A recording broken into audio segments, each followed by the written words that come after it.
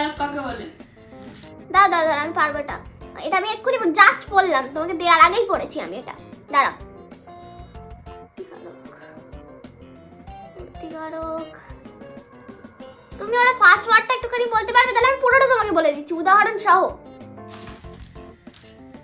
বাক্য। বাক্য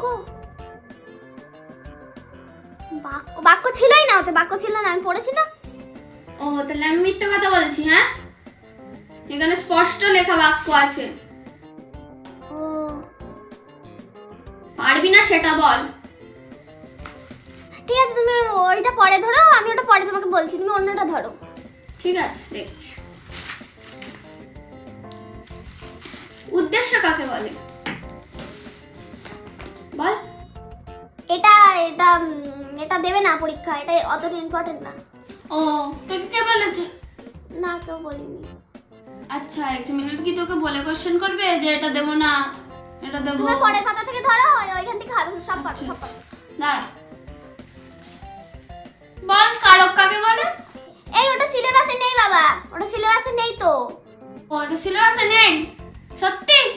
সত্যি সত্যি। বিশ্বাস হচ্ছে না তোর কথা। ঠিক আছে, একদম সহজ কোশ্চেন ধরছি, দাঁড়া। নিমিত্ত কারকের একটা উদাহরণ দে তো। কি? সোজা কোশ্চেন তুললাম।